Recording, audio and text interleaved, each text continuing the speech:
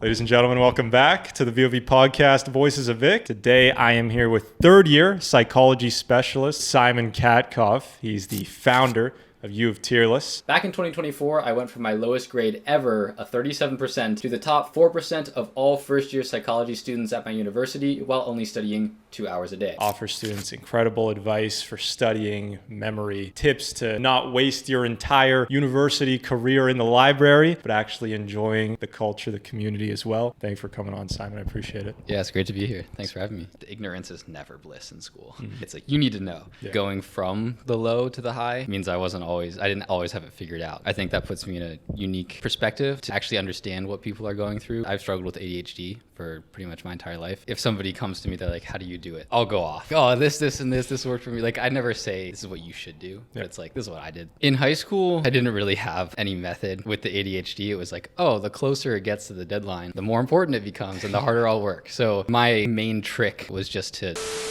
There's nothing special about waking up early, but there is something special about working right after your longest period of sleep. I could go off on sleep. 2 p.m. is like the time I've announced to myself that at that point, 80% of the work is done. And it's just like wrapping things up and doing other things that I find interesting. When I study too much in my room, I can't really get a lot done after like a week of locking myself in. It's like, oh, lock in and grind. Yeah, for like a couple days until I get like super depressed. Then I need some sunshine and some social interaction. Nobody's a machine. Just gotta accept that you are beautifully human.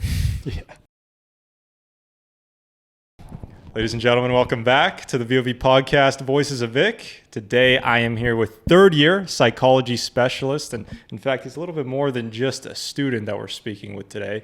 Here with Simon Katkoff. He's the founder of U of Tearless. It's a brand page that I'd say offers students at U of T and students abroad. It's not just specific for U of T students, but offers students incredible advice for studying, memory, the best tips to not waste your entire university career in the library, but actually enjoying the culture, the community as well.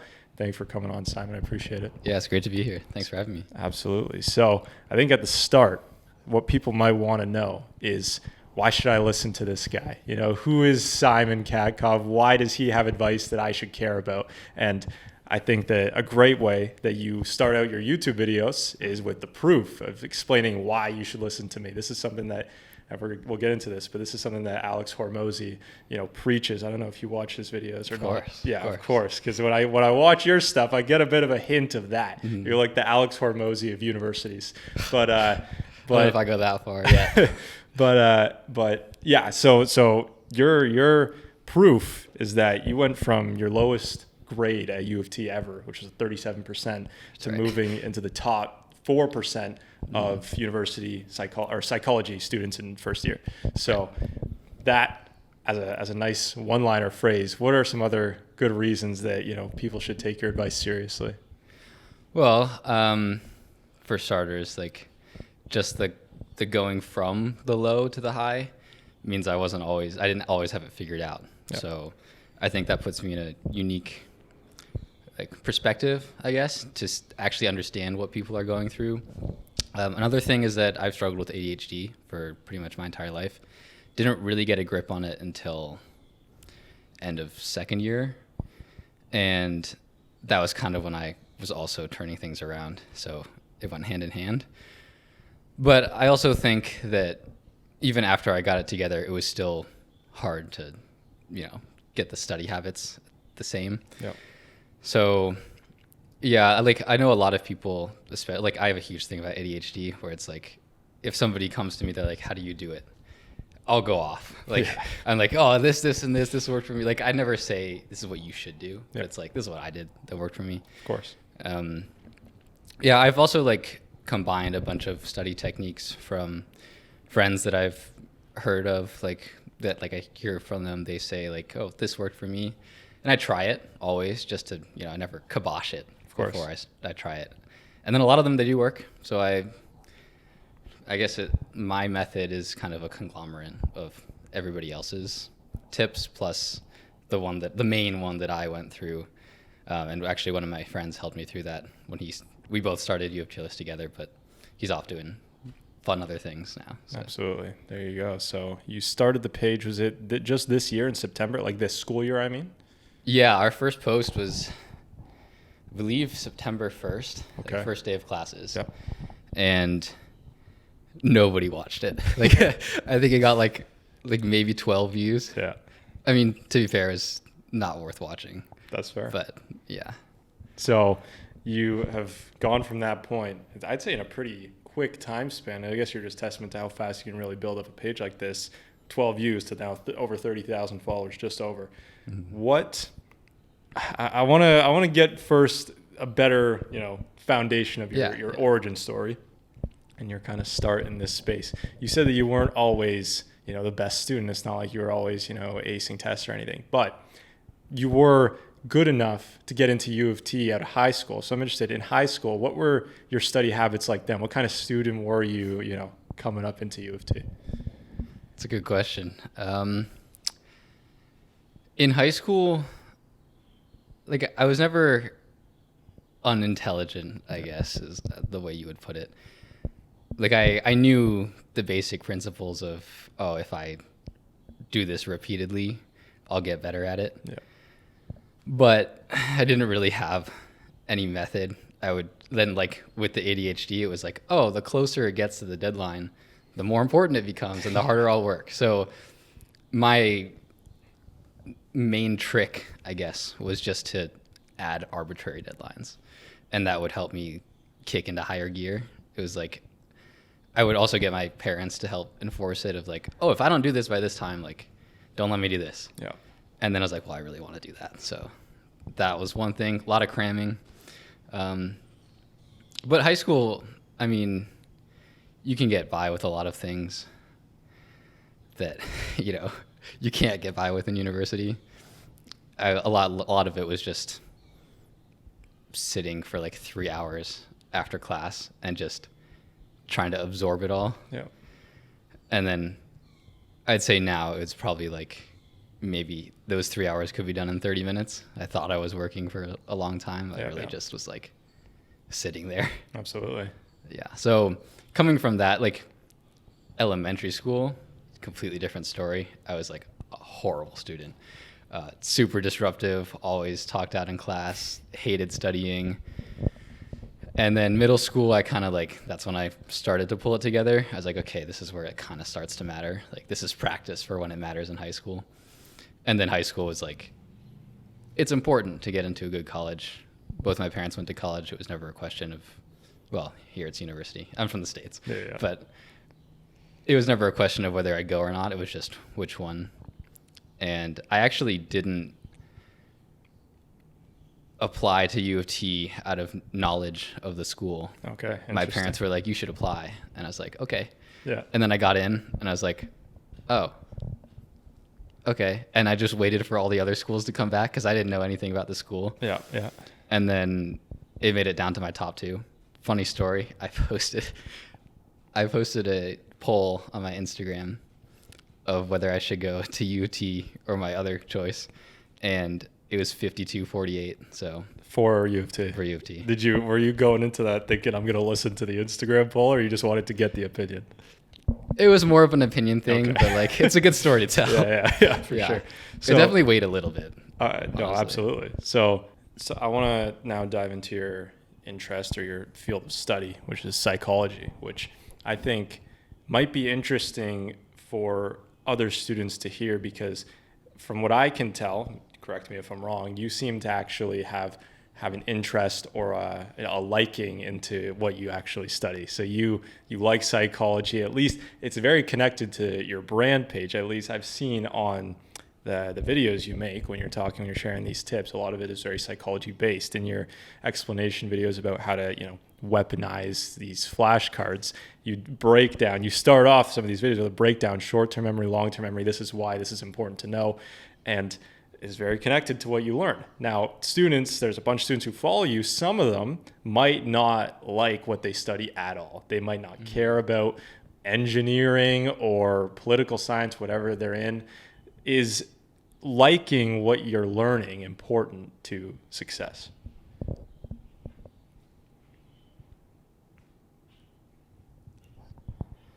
I think it goes two ways. Excuse me. The first is that if you like something, you're probably going to be good at it. The second is we tend to like things that we're good at. Absolutely. So, I mean, I wasn't always studying psychology. I started off coming out of high school. I was like, I want to be an orthopedic surgeon. That was like the end goal, top tier is like, if I can do that, I've made it. Yeah. So I come in, I'm in physiology and biology majors. Then I'm like, oh, I want a little bit more. Like, it's still interesting. I want to explore a little deeper. I switched to biochem and human molecular genetics. That was rough, but it was still pretty interesting. And then I took Psych 100 in the winter of second year. Yeah, winter of second year. And immediately I was like, this is so much more interesting. And that was the first class where I really didn't have to push myself to want to study for it. It was just like I could sit down and I was like, I want to learn about this and just soak it up. Whereas the other ones, even though the topic was interesting, it wasn't necessarily easy for me to study it. So it's definitely important, but I think you can also rewire it a little bit. Yeah. Whereas like, if you're good at something, maybe try working at that first.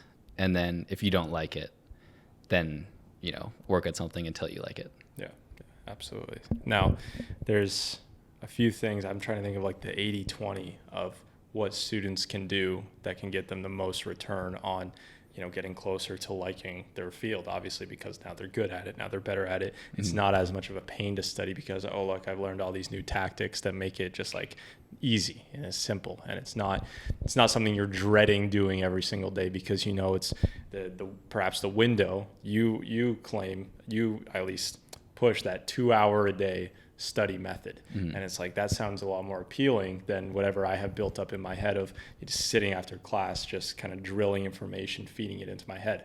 Now, I think a huge one, which you, I guess, practice is wake up and wake up time and sleep time. And this is something that I've understood for a bit of time now. And it's that there are a certain amount of light hours of the day. Okay.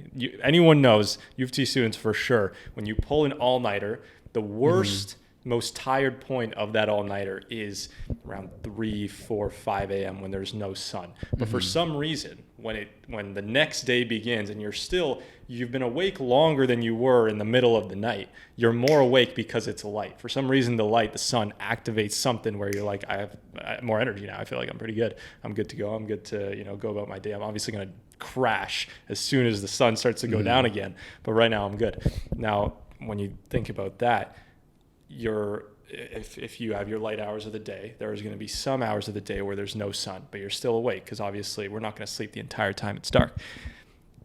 The most productive, or at least to get the most out of those dark hours, would be when you have the most energy, aka at the start of the day. At the end of the day, you're drained. So a 6 a.m. or let's say like a 6 a.m. to 8 a.m. period is going to be much more productive than say a 12 a.m. to 2 a.m. This has been at least the way I've thought about waking up early. For you, when did you start trying to get up early, and why did you think that was important? Well, there's a lot to unpack there. For sure. I'll start with the question at least. I started waking up early and freshman year of high school. I've always been a morning person, but up until that time, I just woke up when my parents woke up because they would be noisy. Yeah. And like we also had pets, so that woke me up. But at some point, I just decided to wake up earlier and earlier for no reason other than I thought it was cool, which like when you go to bed at the same time and you continuously wake up earlier, you just get more tired. And so I didn't really feel any effects. I was just like, I like being up before the sun. And I got to the point where I was like getting up at 3:30, which is, I would never do that unless I'm getting up for like a plane or something. Yeah. Waking up early, I guess I'll preface by this. There's nothing special about waking up early, But there is something special about working right after your longest period of sleep, because there's a ton of things that I could go off on sleep, but basically, like, your brain's fresh. We got plenty of time here. Okay, I'll go into it a little bit. Let's So there's these things called Zeitgebers, which are anything that shifts your rhythm, your body rhythm. There's multiple types of rhythms. The main one people hear about is the circadian rhythm. That's the sleep-wake cycle, usually on like a 24-hour period. Funnily enough, if you lock yourself in the library without any sun, it'll shift to 25 hours.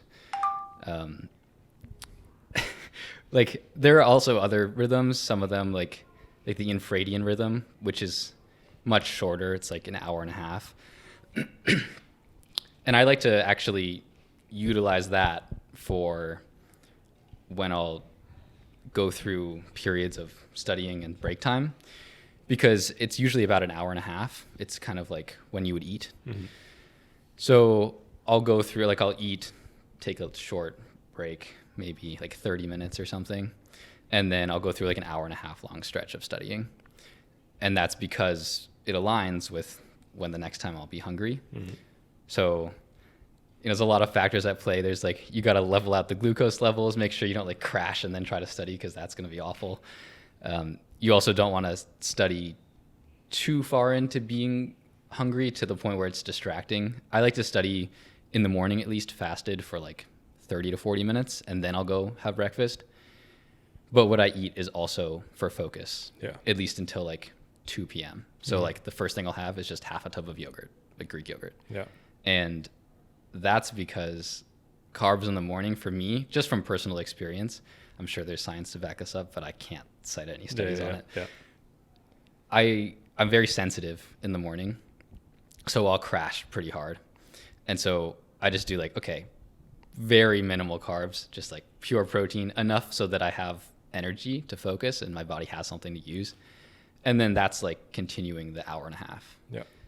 Usually by then it's time for practice, so I'll have to get up and go anyway. And in terms of sleep cycles, like, you really do want to be consistent. I know it's hard to do because I struggle with it too, but going to bed earlier is definitely harder than waking up earlier. It's very hard to sleep in if you go to bed at 8 p.m. Yep. And like during the fall season for rowing, like, we have to go to bed pretty early. Mm-hmm. It's always a struggle to go to bed when the sun's out.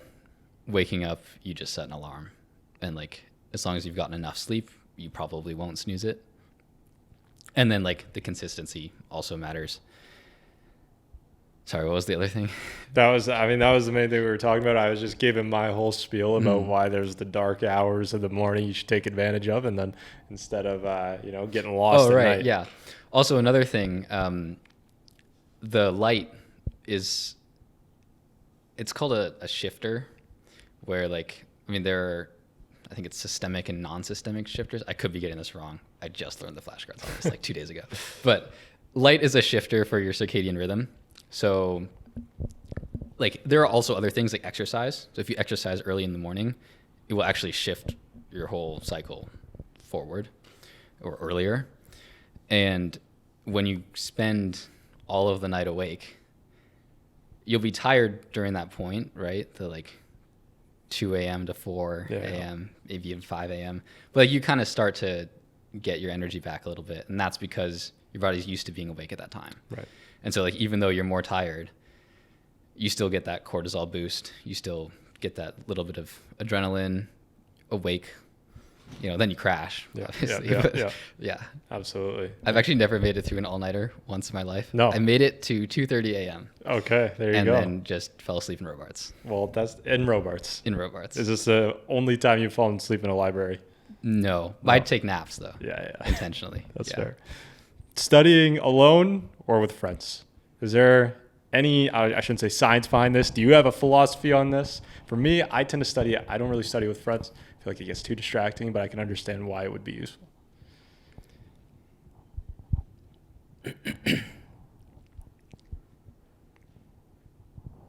It depends on a couple factors. Okay. First, who the people are. Of course. Yeah. Second, what time of day it is. because I'll usually study alone until 2 p.m. 2 p.m. is like the time I've announced to myself that at that point, 80% of the work is done. And it's just like wrapping things up and doing other things that I find interesting. Like, okay, I might get hate for this, but I like to read textbooks for fun. You like to read textbooks for fun? I actually left my mom speechless the other day on the phone when I told her I wanted to get a textbook to read for fun because I didn't have time to take the class. Speechless in a good way, hopefully. I'm sure she's very proud of her son. I was like, I never thought I'd be reading textbooks. She's like, yeah, I never thought you would either. So like, going back to the timing of it, by 2 p.m., I feel my energy dipping. Like, I can work nonstop from 5 a.m. to 2 p.m., but as soon as 2 p.m. hits, it's like energy starts to deplete. That's when usually for rowing we have our second workouts. Mm-hmm. So I'll throw in my secondary then, wake myself up a little bit, get like another hour and a half in, and the day's pretty much done. So the afternoon is when I'll study with people because the morning is, I like to use the term delicate. Like my focus is delicate. Yeah. My attention is delicate. Because any little distraction, those minutes in the beginning of the day are worth so much more. Yep. I'd say it's even like 4 to 1. Like I could probably do an hour's worth of work, like of afternoon work in 15 minutes in the morning, just because I'm sharp. Yep. And then the other factor is the time of year. Time of year. So there's something to be said for having a reason to want to go to the library. Yeah. And at a certain point, there's something called location fatigue, where in the time of hunter-gatherers, if you were sitting in one place or existing in one place for so long, odds are you probably have enough resources to live there. If you study in the same place for too long, it's kind of the same concept where your brain gets comfortable. It's like, I don't need to produce a lot of energy because I know that this is a safe space. And so not ideal for studying. Right. So when I study too much in my room, I can't really get a lot done after like a week of locking myself in. It's like, lock in and grind. Like, yeah, for like a couple days until I get like super depressed and then, then I need some sunshine and some social interaction. So I do try to study with friends from time to time. Usually it'll be in the afternoon. During finals is a little bit harder. Usually the final season is where I'll actually want to connect with people because everybody is going through the same thing. Yeah. Nobody wants to go to the library. Everybody's getting that location fatigue. Everybody's tired, sleep deprived. And we all just want some sort of social connection. Yeah. So I would highly recommend studying with people during finals, but at the same time, be careful, make sure they're not distracting you. Yeah. Like you really want to be around people with the same level of focus or the same magnitude of goals. Yeah. They don't necessarily have to be the same thing. Like if somebody's studying something else, or even if they're only taking 2 classes, but they're working really hard on something else, like I know that person's not going to distract me if I go into the library. And like I have a really strong thing about a timer. So when I set the timer, nobody can talk to me. And if they do, I'll probably just ignore them. And then like after that, there's 30 minutes of just complete yap time where I don't think about work at all. Yeah, yeah. And then we kind of just vibe. So it's fun. That's awesome. That's awesome. Yeah, I think that's a pretty powerful thing. You're talking about how, you didn't say this word for word, but basically you'd rather work with someone who's ambitious, dedicated, focused, who studies something completely different than someone who's, doing the same class as you, but easily distracted. I think that says a lot about kind of the circle you're in and who can really, like realistically, the person who's more dedicated will benefit you in that class more than the person who's distracted who's learning the same material. I think that speaks volumes. That's very interesting. When you put together these tips and you find something that's valuable, not only find, but identify. So you could be doing something, but like not be cognizant of this thing that you're doing to improve your success in school. How do you identify put together, package, say, tips that students actually gain a ton of value from, that they actually can consume in a way that they understand you clearly and that you know they would actually care about? Because some things might apply to you but not to anybody else. So I'm interested in the kind of process, the mental process you go through when you're deciding, what things could help the U of T community. Clarity is probably the hardest part. I mean, there's no shortage of problems that people face. Yeah. I usually, I have a list of, at one point I just sat down and wrote down every problem that I could remember having and still have. And, it kind of plays into when I'm studying, because then I'm actively searching for, is this relevant to a tip that I can give to somebody? So that helps me learn it. There's more attention. And sometimes it's just like a meta tip, it's like, oh, if I'm supposed to be teaching this to somebody, I really better know it. Oh, that helps me learn. Okay, let me tell that to people. Of course. A lot of practice. You'd be shocked at the amount of time a 60-second video takes. I'm not shocked at all. Trust me. I'm sure you know. This is hours perhaps. Oh yeah. So for them, for everybody who doesn't make videos themselves, I'll give you a quick timeline of what it looks like. Let's hear it. First, if it's something I've learned in class, I will find the study and read it myself, just so I really know that the interpretation of what I perceived it was about is actually what it's about. Yeah. Then there's the scripting. So I used to script a lot more, word for word, and then just memorize it. Mm-hmm. And I was like, that takes way too long. So now I just do pretty basic bullet points, but they're in-depth bullet points. I need to hit if it's this topic, and then it has 3 subsections. Each of these subsections need to have 3 or 4 points that I got to hit. And then it's about timing too. So I'm I need to stress this point the most. I'll spend 15 seconds on this, 8 seconds on this, 5 seconds on this, and then the rest is okay, whatever. Always got to have a conclusion. If you don't summarize it, people just won't remember. They don't remember why it's important. And they could rewatch it, but it just helps with clarity. And then I hear myself say it so many times in practice. So I never just get up and record it. I'll usually sketch it out on my iPad actually. So all the drawings on the whiteboards or the blackboards, I'll draw those out 10 times just so it's muscle memory by the time I get into the video, because I know I'm going to get distracted and I'm going to say I'll say the same lines over and over again and mess up on the same word 10, 12 times in a row. And then through the magic of editing, it looks like volube. Absolutely. But yeah, the drawing while talking is difficult. So that needs a lot of practice. Yeah. There you go. Now, something that I'm interested, because you just broke down a little bit the time that goes into something like this. You had a post that I think it was at the start of 2025 or the end of the 2024 year. And you went through the 2025 calendar, you highlighted different sections: red, yellow, green. You had the green for the summer, the red for basically both semesters, and then yellow for the Christmas break, was it? And they were, different difficulty levels for when you could focus on things that weren't academic, side hustles, right? So the summer was a nice big open spot. You could really kind of dissociate your mind from school, obviously, because your courses are over, your new ones haven't started yet. You have all the time in the world.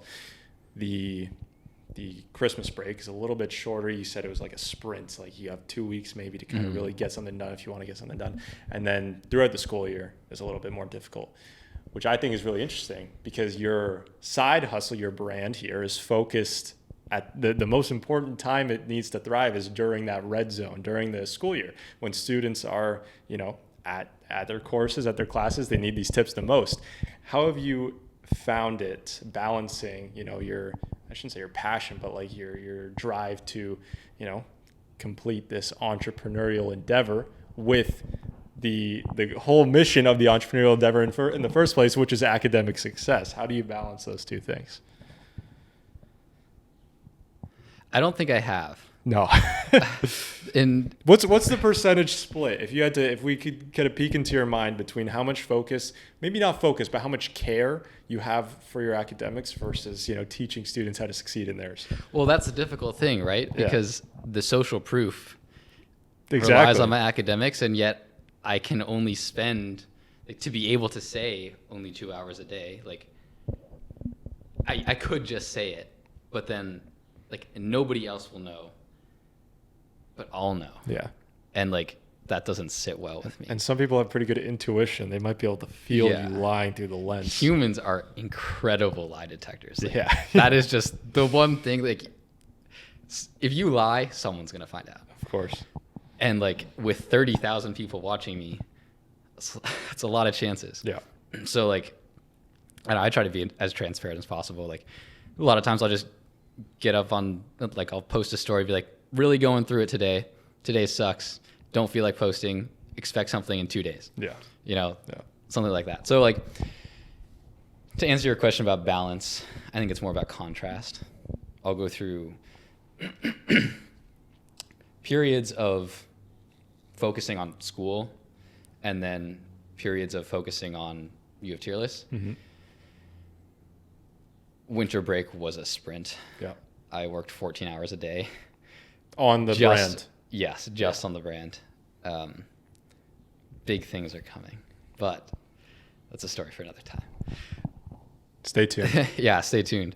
That was when I launched the yearly planner, and then I planned out my year, and that was like conceptualizing that just took a lot of time, and it always takes like so much longer than you think it's going to. Yeah. Right? Like I've say 1.5 is like my guess. If I think it's going to take an hour, give it an hour and a half. Yeah. Plus 30-minute break, so 2 hours. Yeah. So really double. Yeah. Yeah. When I come back into school, there's like those couple weeks where you're like, readjusting. That's when I take the opportunity to just front load all the work. So like I plan out, like I have these assignments due then. This is like happening this time. Okay, I know I'm going to be busy during this week because there's like, tutorial and lab or something, and then I'll prepare for that. So like just knowing ahead, it's like the ignorance is never bliss in school. Mm-hmm. It's like you need to know. Yeah. And on the time I spend in school, like I don't count the lectures and I don't count making the flashcards. I just count studying as the 2 hours. So I only actually study for 2 hours a day. But in reality, it does take time to make the flashcards, and you still have to go to lecture. Of course. Now, I've started making the flashcards in lecture because I find it's way faster. Yeah. And I don't forget the little details. But it's like that time, and then there's a whole nother day that's just U of Tier list, push as much as you can until you just like fall. Yeah. Yeah. Right? And so like, and you have to find the limit by going over it, I think. Of course. And there are times that I've just been like, even this semester, just flat out burnt out. Like I was like, I can't, the thought of making a video is just dreadful. But usually I'll do like 3-4 videos a day for like a few days, and then not film anything for a couple weeks, and just like edit those and post them as I go. Sometimes I don't have time to do that, so I'll just film, post that day, and then like hope that I'll be free in like 2 days. Yeah. But like the fact that it does overlap, like you were talking about that timetable that I made of the full year, that the hardest I have to work is during the time when I have the most other work, really makes it stressful. So like on one point I'm trying to perform to show people it's possible, and on the other hand I'm trying to show people that it's possible while trying not to underperform. Yeah. Yeah. So it's like some of it helps, a lot of it just takes time away. Of course. So it's really hard to find that balance. Also on top of rowing training, I've accepted the fact that I'm tired all the time. Yeah. Like I'm operating, I track things on my Garmin, like my watch, and I'll wake up with like 60% body battery, and by the end of the day it's like 4. Jeez. And sometimes I'll go through periods of sleeping like 6 hours a day. That's about the bare minimum I can get to like exist and still perform well on like most things. Yeah. And then like every few days it'll catch up and I'll get a huge crash. So like even I, with all of this like strategy, tricks, hacks, you know, ADHD superpower, like hyper focus, it just, nobody's a machine. Of course. You just gotta accept that you are beautifully human. Yeah. Well, that's actually awesome to hear. So body battery, that tracks, what is that? Just like a quick 60% to 4%? I think it's like heart rate variability and like how much energy you've expended throughout the day. Yeah. Because like, I mean, just in terms of calories burned, like we're talking like 3,500. Like I'm a lightweight rower. Yeah. I'm not even a heavyweight rower. And like, we're like 3,500 on a long day with like a 75-minute morning practice. Yeah. And a long secondary, it could be like 4,000 calories. Of course. And just like sitting and eating that amount of food too, you're like, oh, I'm getting in energy, but it just like takes mental energy to like do that, you know? Yeah. And so like a lot of the time I'll just listen to like podcasts, or like sometimes I'll throw like a textbook reading through Notebook LM or something so that I can have a general understanding. And then when I go to learn it, like, 'cause I can listen to that while I'm eating. And then when I go to learn, I was like, okay, I actually like already have internalized this once. It's much easier to read it the second time. But yeah, like the body battery thing, it can kind of mess with your head. I can imagine. You know, sometimes in the morning, if I'm feeling really bad, I don't look at it because I'm like, I don't want to be told I'm supposed to feel bad. I already know. Well, exactly. But like, I want to think that I feel okay. Yeah. Until after practice, and then I can look. Or even the opposite, where you feel good, you look at your body battery, it's like 70%, and you're like, oh, that's like a 90. That's what I'm scared of. Like, my baseline's been reset, so like, my perception of what is a good day, if I'm above 70, we're ready to rock. Yeah. But like last summer, anything below 90, like threw you off. I was rocking like 95% sleep scores. Yeah. And like, I'd wake up a couple of days a week with 100% body battery. Yeah. Felt amazing. On top of the world. Nothing could detract me. Like, nothing could stop me. I was good to go. And now it's like, I hope that I wake up. Yeah. And I feel good enough to get, because I always have a goal. I'm like, I want to finish studying 3 classes before going to practice. If I don't hit that, then I'm like, I did not get enough sleep. Yeah. And I need to go to bed earlier tonight. A lot of the time that just doesn't happen. A lot of the time I just take a short nap in the middle of the day. Yeah. But you know, the sleep score and the body battery, they're pretty accurate. Like, I can feel if I didn't sleep well, and I can also feel like if my body battery plummets to like 4 at the end of the day, because I'll start my secondary at like 12% body battery, and it'll go down to like 2 sometimes. And I'm just sitting there at the library, like trying to read. Yeah. And it's like, it's awful. Yeah. And then you go through phases that aren't. So, I mean, nature has a balance. Nature loves balance, and I hate that nature likes balance. Yeah, absolutely. Now, I was going to ask you a question. Yeah, so about the body battery. So there's a few things I want to get at. What should I go on first? Let's go to the stick on the body battery with something like, that's what it is. So sleep recharges you. Yeah, that's exactly what it is. I remember. Sleep is going to, charge that battery. Is there anything else that students can do that you do personally that could charge that battery other than sleep? Now, this is an interesting thing I want to first bring up. I'll have you start on this. Students here, you say, okay, I got this much time to study, this much time working on U of T list. On top of that, I got rowing practice. Students might then be like, why does this guy do rowing? Because that drains him. That's going to drain him even more than he's already saying he's drained. I would say that fitness, personally, is something that boosts my energy. Even though you think, obviously, you're going through pain, you're sweating it out. it's still something that I think clears your mind a bit up. For you, is rowing something that gives energy to your day to day or takes it away? And I know you might say both, but I'm gonna hear a bit. It is deeper. both, but that's a really interesting question. I'm going to check this camera really quick, see where we're at. You know what? I'll have you think about it 1 sec. We're going to take a 5-minute break for this to cool down and then get back into it. Yeah. Cool. All right, we're back from a short break, ladies and gentlemen here. The legendary Simon Katkov at U of Tearless. Go follow him. Links in the description. We left off talking about athletics, about fitness, and I imitated U of T students watching this saying, why does he row? Because rowing trains him more than he, already says he's down to 2% or 4% at the end of the day. For you, rowing, does it add energy or take away energy from your day to day? It's both. The morning energizes, the afternoon cripples me. Yeah. But I mean, there are ways around it. I've kind of gotten to like studying on the bike. So when I do my secondary, it's usually on the bike, just to kind of like give my back a little break too. But I have a stationary bike at home. I have a remote for my iPad. And so I put the remote on the handle, my iPad's set up, and so I can flip through flashcards as I'm biking. Nice. And that's like how I double utilize the time. Absolutely.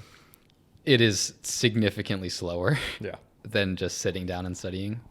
But 70% on the bike is 100% awesome. So nice. Yeah.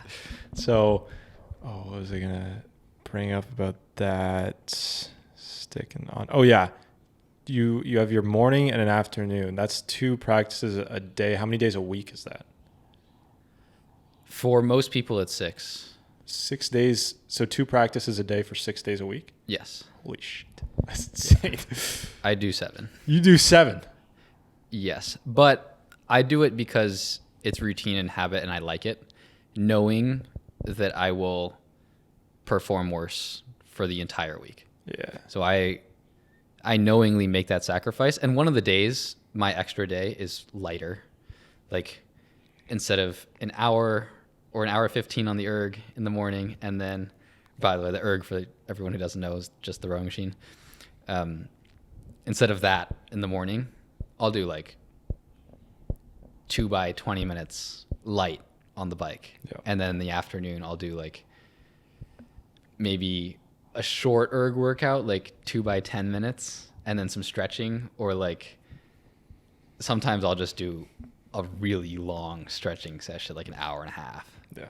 And like that also takes recovery. So like it helps you, but stretching is also hard on the body, especially if you are using it to become more flexible. Like you're tearing a little bit of fibers when you make them more elastic. Yeah. Yeah, I don't think I've had a rest day since October, but I'm not saying this to be like, oh, I don't take rest day. It's more of like, I feel that it's more of a testament to how well I recover and the intention that I put into recovery, rather than always trying to get an extra day. It's like, no, I feel weird if I don't work out. Like sometimes I miss a secondary and it feels wrong. Like I feel like I'm missing something in the day, and it happens when I have too much to do. Like sometimes I have to work 14 hours in the day and I just don't have the energy for the second workout. Yeah. But like in my work days, I'd say they average around 10 hours a day.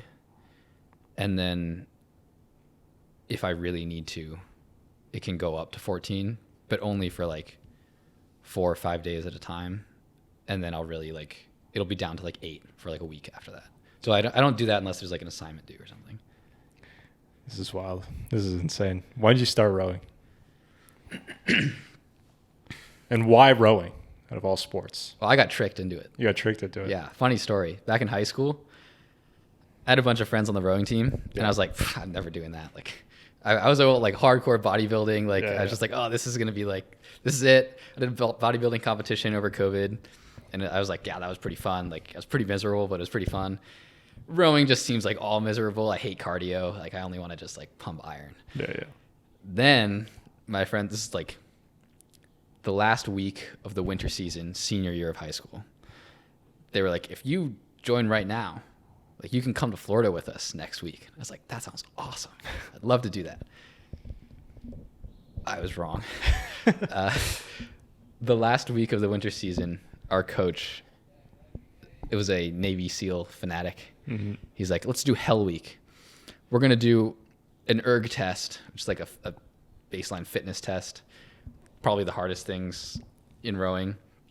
Like, we're going to do one every single day for an entire week.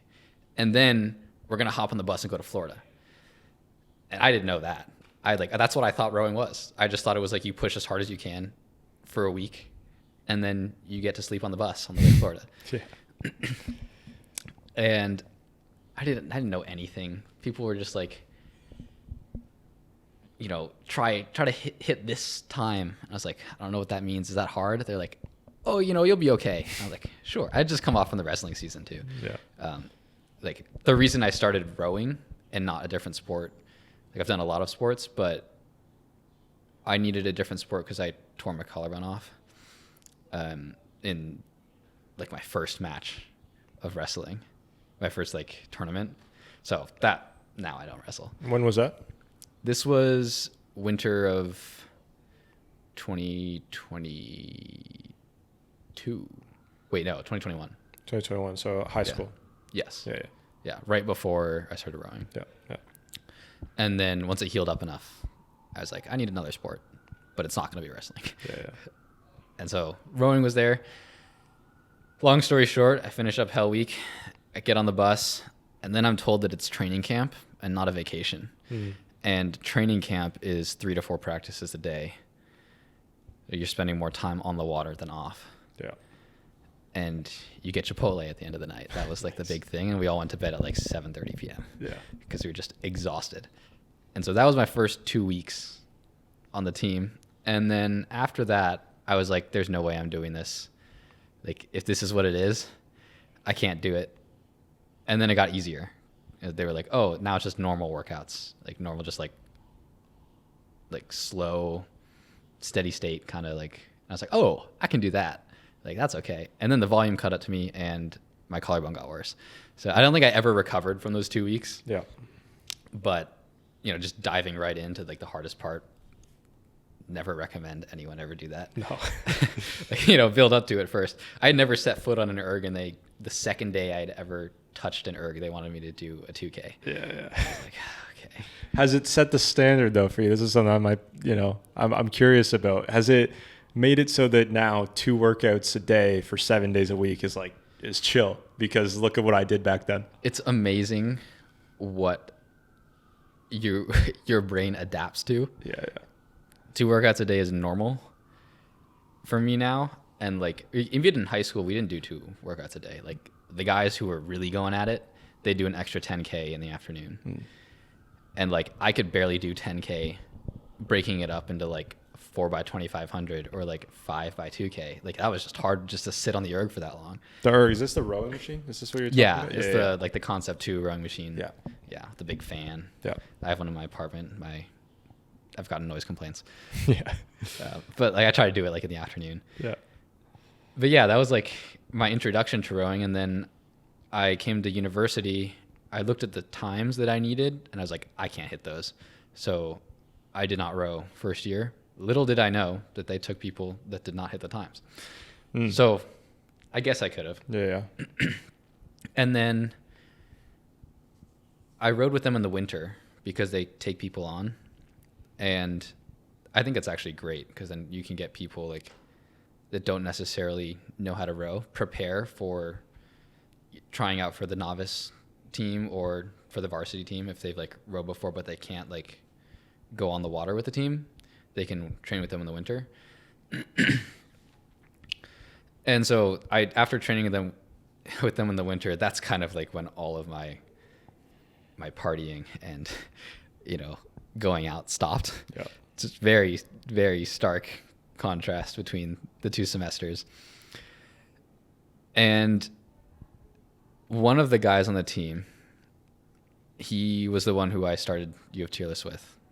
And he was the first one that ever talked to me and just made me feel like I was like part of the group. Mm-hmm. And then over the summer, that's when I like decided, okay, I'm going to go lightweight, because I was a heavyweight in high school and trained really hard over the summer. And then I was like, I can either make, like, I had gone 0.1 seconds under the JV standard for heavyweight. What's that? It was 6:47.9. So the for a 2K. So like the standard is 6:48. Yeah. 6 minutes 48 seconds. And that was like, I felt like I was gonna die. Yeah. So I was like, I don't know if I can beat that. And so I cut weight over the summer to try to make lightweight, because as a lightweight, the JV standard is 7 minutes. And so I was like, I know I can do that. Yeah. And then I ended up pulling 6:47.1. And so 6:48 is lightweight varsity standard. Yep. So I was like, I either can like barely make JV as a heavyweight, or I can barely make varsity as a lightweight. And I was like, lightweight's the way to go. It also gives me like that extra little bit. The rest is history. There you go. Unreal. So I would say, yeah, fitness, probably good for you. Probably. It gives you stamina. I think like, absolutely. yeah. And I think, I mean, I don't know if I could speak on this for women, but for me, I feel like it gives me a healthy testosterone boost too, that, you know, gives me that energy to do a bunch of stuff in the day. I don't know if that's, once again, scientific at all, but yeah, I think people that, you know, prioritize their health, there's so many different ways to do it. Obviously, you said there's not only the fitness side of it, but you said you took recovery seriously. Mm-hmm. Is that, obviously there's the stretching, your diet. I'd be interested to know about your diet, the U of Tearless diet. Is this something that you said you fast a bit in the morning? What else does your diet consist of? Greek yogurt, we hear half a tub. Well, I'll just, because I know you asked about like other things that you can do other than sleep. Yeah. So I'll give you like the whole recovery spiel. Of course. The diet, it varies like so much. Usually in the morning, it's like I'll have yogurt, and then after I finish studying, I'll have like a couple of peanut butter and jelly sandwiches, or like half a box of pasta, and then like go off to practice. Like I need carbs before practice. And like after practice is when you really hammer the food. Right at the time, you know, obviously when class starts, it's the most convenient time to get the carb crash. Yeah. It could be anything from like pasta or rice, eggs, fish. Like I have a lot of soy sauce. Yeah. I love soy sauce, but also just for the salt. Like, yeah. You know, I eat like probably 4 cups of rice a day. Yeah.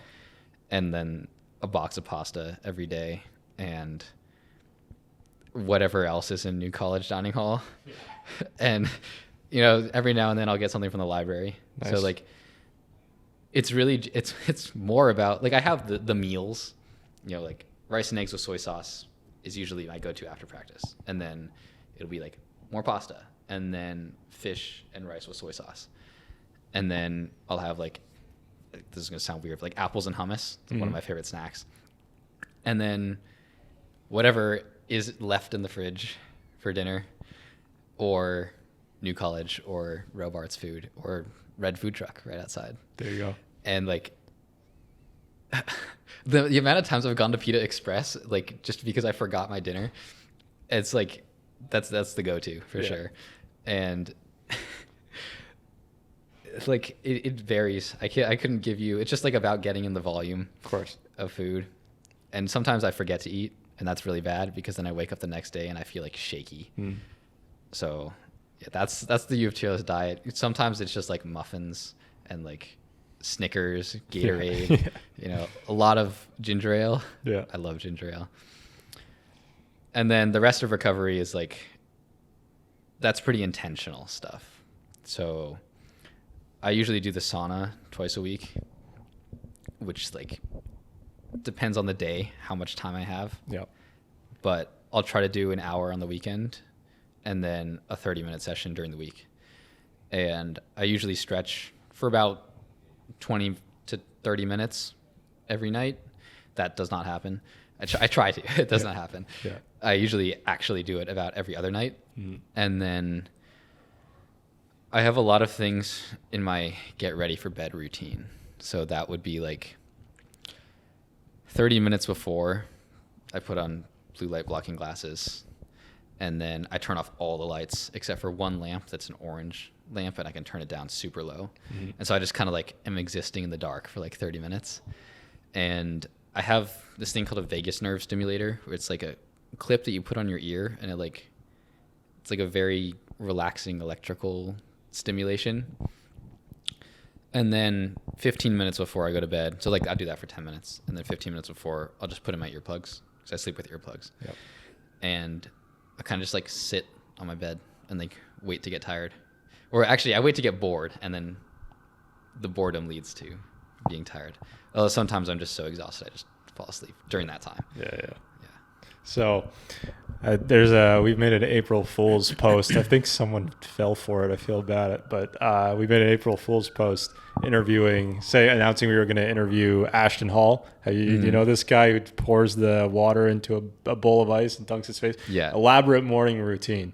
Do you think that, you just explained to us your nightly routine, how important is our routines like this to success? Do you think they're necessary? Some people, forget that. They wake up, they get after it. Their day's not so structured, but they just, for some reason, they just do stuff like without that. I should say, I don't want to say consistency, but like consistency in the sense of a routine.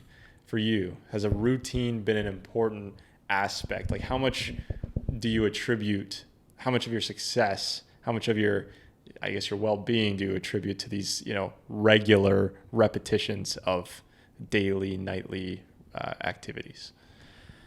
I think the morning is different than the night, because the nighttime I have a very structured routine.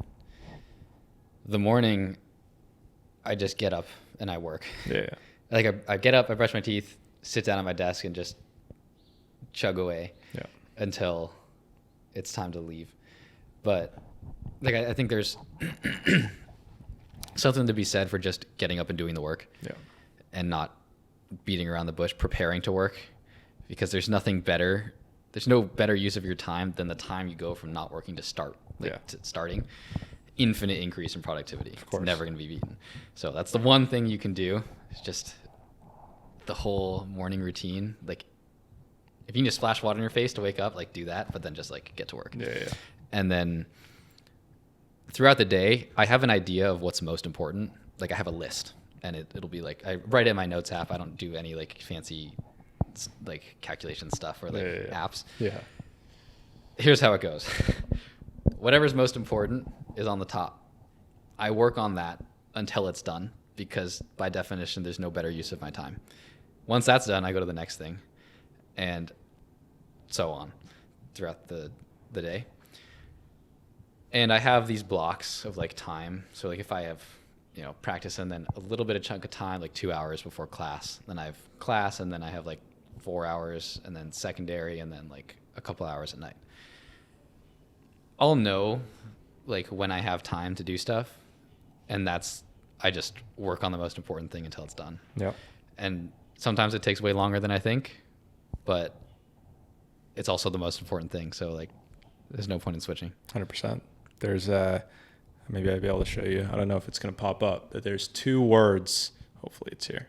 There's 2 words. It is here that I have on my home screen. I put a big fat widget.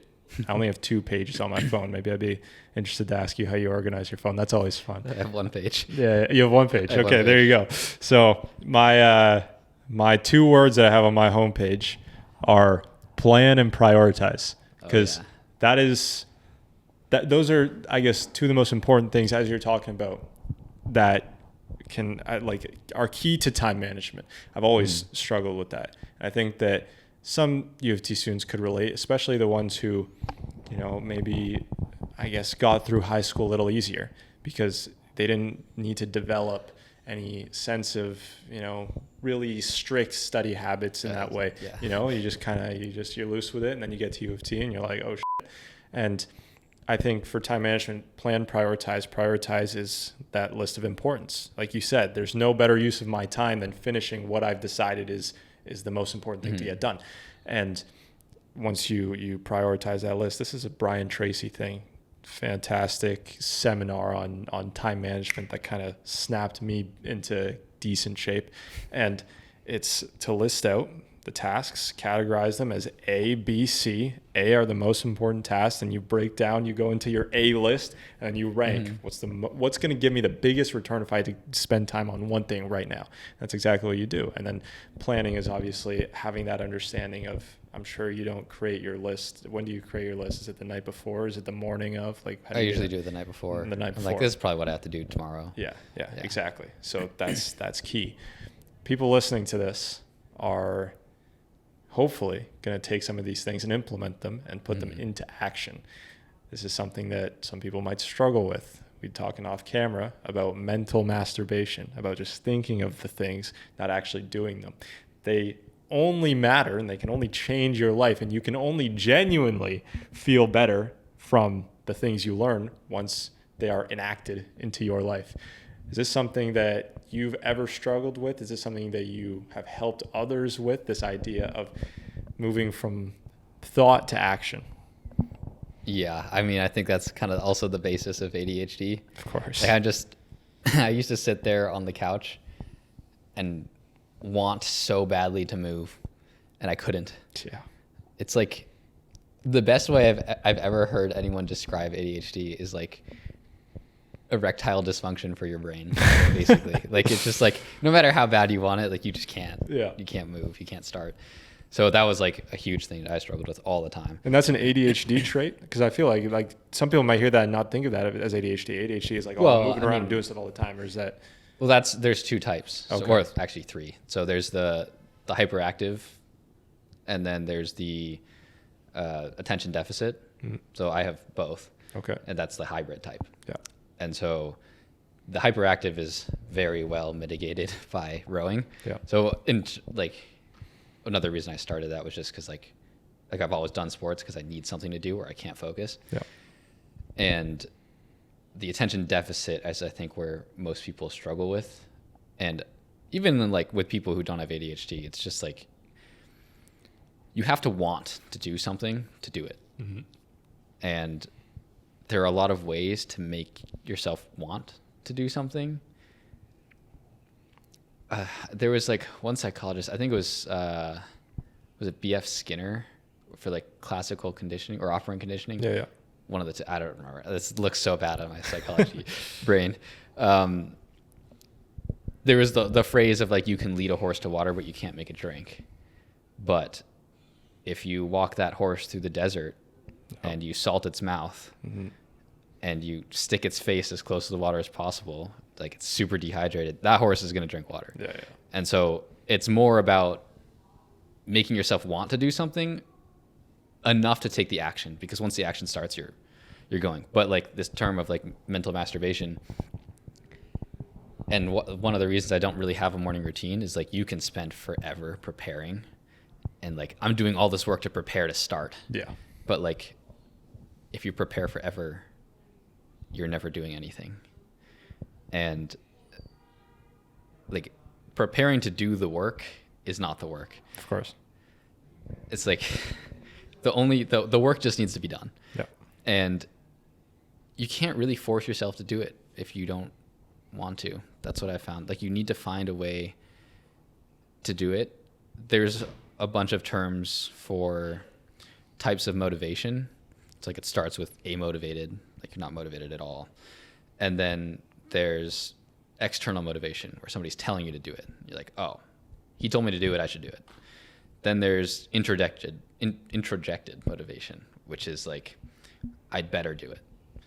And then, it goes on to like, oh, like this is, identifying with the motivation. So that's like, oh, it's part of who I am. Mm-hmm. And then like, this is what I do. And then it gets to the, oh, I do it because I love to. And so I kind of went from, I study because I'm told to. I hated studying. Awful. And I was really bad at it. Mm-hmm. To, oh, this is like, I should probably do this because like it, I was told to do it and like it's nagging on my brain. And then it went to, this aligns with my goals. And then it went to, it's who I am because it's habit now. And now it's like, it's easy, so I enjoy it. And so now I really want to do it. Yeah. And you have to do it a lot to make yourself want to do it, which is kind of paradoxical. Yeah. Right? But like, I mean, my thing is learn how to learn faster so you can learn how to learn faster. And like, that only comes from doing it a lot.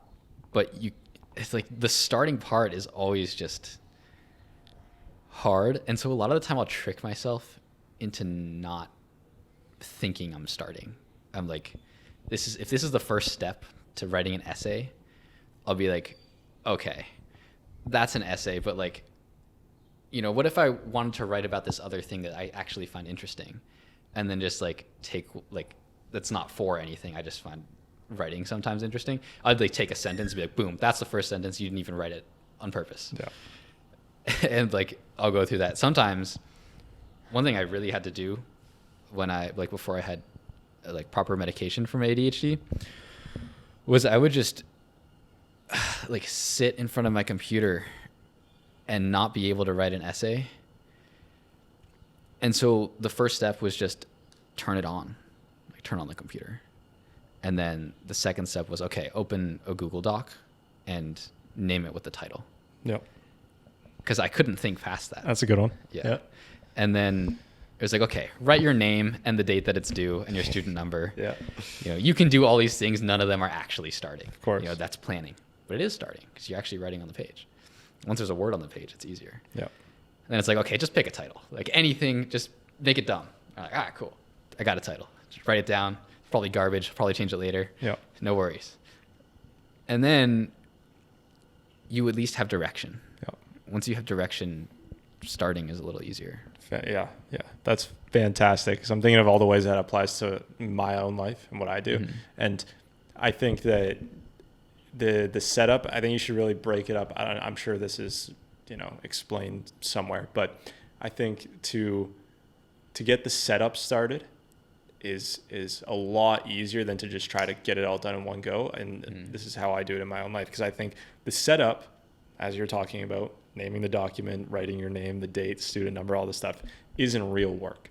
It takes essentially zero motivation to do these things because I guess your brain isn't scared of, because you know it. You already know it. Your brain's scared of writing an essay because you're going to have to write about a bunch of shit that you don't really know yet, right? You have to think about it. Writing your student number is easy. Right. That takes zero effort. You don't need any motivation to do that. And this is how, for me, I was going to apply it to my nightly routine, but that's kind of a boring one. Editing these podcasts, the first thing I do, once again, when we sign off here, I import the files from the camera to the laptop. First thing, easy, because otherwise I'm going to have to pack them into the box. And it's crazy how something so ridiculously small, like unpacking cameras from a box, can like inhibit you to want to do it. It's insane. And maybe that's just me. I'm incredibly lazy. No, that's me too. Yeah. I'm going to put the files from the camera into the computer, and then I'll take the laptop. I'll open up Premiere Pro. Once again, none of this is thinking work. None of this is going to take physical effort at all. Put it into the Premiere Pro file, set out the video files, synchronize them with the audio files, which also isn't work. Premiere Pro does that on its own. Synchronize them, and I cut out the break. So we took a little 5-minute break. I'm going to cut that out. Cut out I think we might have to take another one soon because the batteries are almost dead. Cut out that break. Fix the intro because there was I had this recording. There's maybe 45 seconds of just bullshit before I say, "What's up, everybody? Welcome back to the podcast." And that way, everything is set out so that the start of the podcast is the actual start of our episode. The intermissions, basically when we take a break, are gone. I have the transition from one to another, a little light leak that I do. And then the outro is also at the end. Mm-hmm. So that's set. All I need to do now, if I want to edit Simon's hour and a half, 2 hour episode, is switch from your camera to my camera when you're talking, when I'm talking. Mm-hmm. That is easy. That is light work. It's a lot nicer to think of just doing that than to think of taking the camera out of the box, putting it on the laptop, naming the file, blah, blah, blah, blah, blah. That's great advice. Yeah, because I do that myself and it works. Absolutely. I think people miss that, like, I'm also lazy. Yeah, like I have no energy. Like I just, it's all about getting myself to just move. Yeah. But like stopping is also an action. Yeah. And so sometimes it's just easier to not stop than it is to keep going. Yeah. Like, also, I mean, I do the same thing with editing too. Like, if I film a video, I'm just like, okay, at least get it into Premiere Pro before you like sign off for the day, because then you can just open it up and start. Exactly. But like a lot of the time, especially with readings, like I hate reading. Like, I had to learn about speed reading because with my ADHD, it was so bad. What's speed reading? Speed reading, there's like a bunch of techniques you can do. Like most speed reading courses, if you take one, it'll be like, guaranteed to like double your reading speed in one session. Nice. And it kind of works. Yeah. Like you can read two lines at a time. You get really advanced, you can just go diagonal across the page. Oh, I can't do that, but like some people can. Yeah. And it's more about like priming your brain to recognize certain terms, and then skimming, and your brain will pluck them out of the sentences, and you'll get the gist of the paragraph. And if you can recite the paragraph after you've read it, it counts as you understood it. And like you don't actually need to read every word to understand a sentence. Yeah. And so you can read a lot faster than you think you can. I just had to do that to be on an even playing field. And so like when I have textbook readings, I'm just like, I'm sitting there and it's on the screen and I'm like, dang, this chapter is like so long. I don't know anything about it. Like, I don't want to do this. And so like, I'll walk around, circle it like a shark, eye on the target. I'm like, I can't do this. Yeah. And then I'll go do something else. And I'm like, oh, I just lost. Yeah. Oh man. Yeah. Thing is, that makes it harder too. Cause once you can just walk away, you're like, I don't want to go back. What happens if I walk away again? Yeah. It might be wasted energy.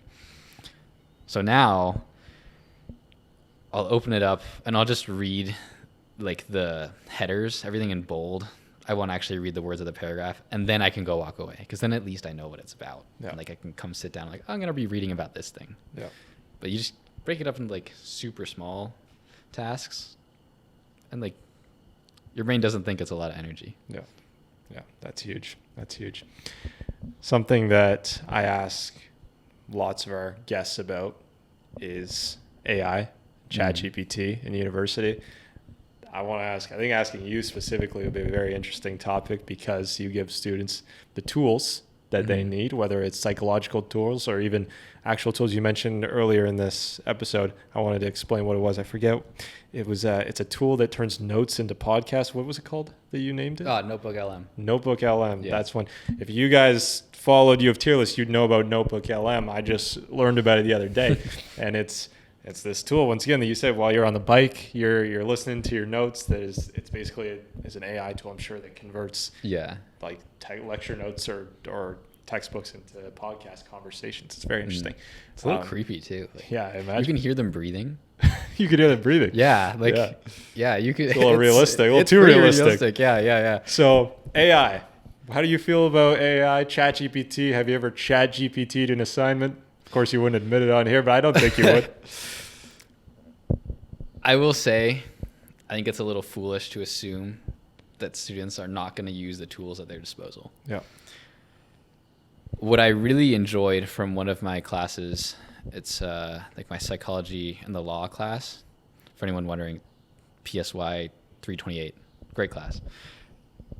The professor assumes that we'll use AI. And she just has us do an AI declaration saying like, what did you use it for? I used it for this prompt. Like, this is what it spat out. And like, I think it helps more with planning and brainstorming than it does actually writing. Because if you can understand, like I use it a lot to understand things. That's the main purpose. And I use it a lot. Like if I'm reading a textbook and I'm like, I don't understand this concept, explain this to me like I'm an 8-year-old. That's usually my go-to. Yeah. Or like not an 8-year-old, sorry, Eighth grader. eighth grade. Yeah. Eighth grade. Yeah, you know. Of course. So that helps me understand, and then I can actually write. And a lot of the time I find it's easier to write it yourself than to edit an essay that you haven't written. And so I just never have ChatGPT or anything like write it for me. I'm just like, oh, it'll help me understand.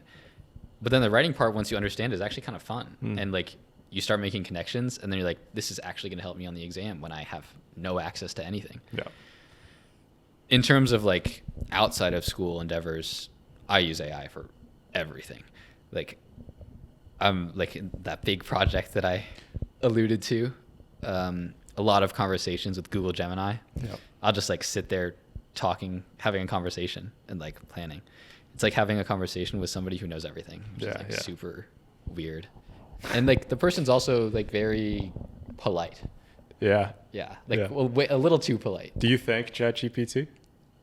Sometimes. Yeah. Yeah. Like, thank you. That'll be all. Yeah. And I don't know, like there are a lot of uses that you can do. I have it summarize things that I'll read for fun. Like a lot of things that I do is just mental priming so that I can absorb information faster. Huge tip, by the way, for anything reading related. And yeah, like you can use it for so much that at this point you're not necessarily training your skills, you're training your ability to have more skills. I think that's what's more important. Instead of like substituting something, use it to learn faster. Because as long as humans are competing against humans, we're fine. AI is not doing anything that we can't do. It's once AI starts competing against AI that we're in big trouble. Because then they're going to make something that we don't understand. And there's already conversations where like when they recognize that they're both AI, they'll switch to like a more efficient form of communication. Oh, what the That's crazy. Isn't that crazy? I heard that. Yeah. The stuff I've seen is like AI powered physical robot like punching people in China. I don't know if you've seen these clips. Those are pretty insane. But anytime I see like an accident with an AI machine, like a physical, like they put AI into the hardware itself, that's scary. Yeah. Especially when it goes haywire. That's tough. Yeah. But yeah, using it as a tool and yeah, the quote I've heard is that AI won't replace humans, but humans who use AI will replace humans who don't. So I think that's a very, key thing, especially for young people at U of T who obviously there's an incentive to use it to replace skills, but it's supposed to kind of help your ability to learn in the long run. Ladies and gentlemen, we're back once again. Another short break. We're just about wrapping up. Part 3. There you go. Yeah, exactly. Where were we? I don't exactly remember where we were when we signed off the last time, but I have some other interesting topics if we just move on there. Yeah, sure. A lot of young entrepreneurs today are ditching the idea of university in general. They're like, we don't need school. All the knowledge in the world is on the internet. For you, as someone who's both pretty entrepreneurial with this your own brand here and a brand centered around academics and traditional university, do you think that the traditional path of university and academics is viable in 2025? How do you feel about that sort of subject? I think that being an entrepreneur is probably harder than going to university. And the reason for that is a lot of people have gone to university and a lot of people have tried entrepreneurship, and there are very few that are successful in entrepreneurship. Yeah. Like everyone you hear about, so many you have not heard about. Yeah.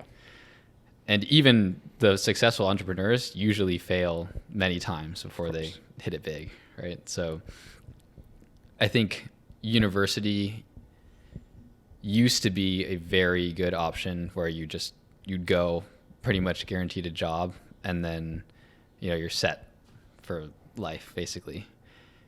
Now, you pretty much need like a PhD or like some sort of school afterwards, like med school, law school, stuff like that. Unless like you're in engineering, like it's very hard to get a job right off the gate, That being said, looking back on my journey, I think there's something to be said for relentless optimism, because knowing what I know now, I probably wouldn't start. Yeah. I'd be like, that's just so much like work for things you don't know if they're going to work. And then it's like, at least in university, that what you're putting in, it's going to be recognized, right?